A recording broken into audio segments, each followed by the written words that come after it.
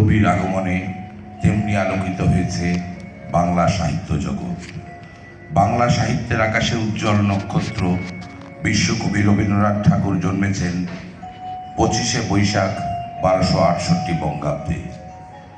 কবিগুরুর প্রতি বিনম্র শ্রদ্ধা নিবেদন করে শুরু করছি বাংলাদেশ শিল্পকলা একাডেমির আয়োজন আনন্দ যজ্ঞে আমার নিমন্ত্রণ। সুপ্রিয় সুধী, আপনাদের সাথে আছি আমি এহসানুর রহমান। আমি জান্নাতুল ইলমি সূচনা। আমাদের আজকের আয়োজনে প্রথমেই আলোচনা পর্বে স্বাগত বক্তব্য দিতে মঞ্চে আমন্ত্রণ জানাচ্ছি বাংলাদেশ শিল্পকলা একাডেমির দায়িত্বপ্রাপ্ত মহাপরিচালক জনাব মোহাম্মদ ওয়ারেস হোসেনকে। জনাব মোহাম্মদ ওয়ারেস হোসেন।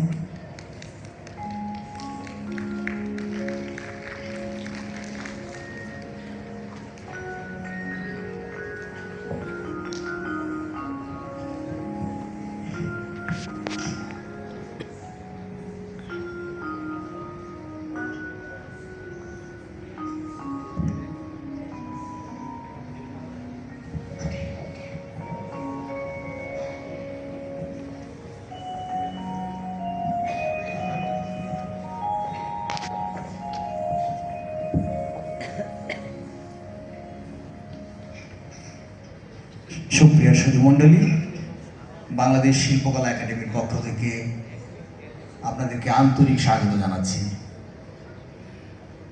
গতকাল ছিল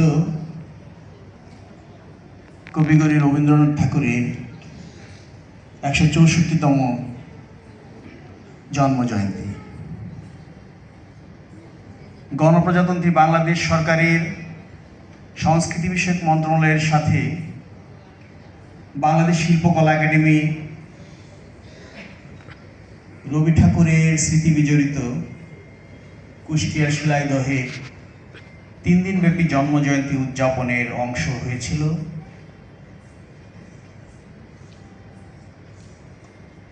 তারই ধারাবাহিকতায় আজ ঢাকা সহ 8টি বিভাগীয় শহরে একসাথে পালিত হচ্ছে রবি ঠাকুরের 164তম জন্মজয়ন্তী উৎসব। সকলকে আন্তরিক স্বাগত। বাংলাদেশ এবং রবীন্দ্রনাথ ঠাকুর এটি অবিচ্ছেদ্য অংশ। এবছরও জাতীয়ভাবে আমাদের প্রতিপাদ্য বিষয় ছিল রবীন্দ্রনাথ এবং বাংলাদেশ।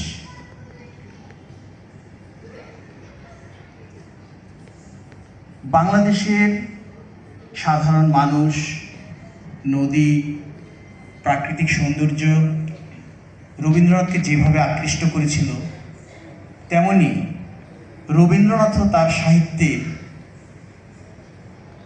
বাংলাদেশের সকল সৌন্দর্যকে ফুটিয়ে তুলেছেন।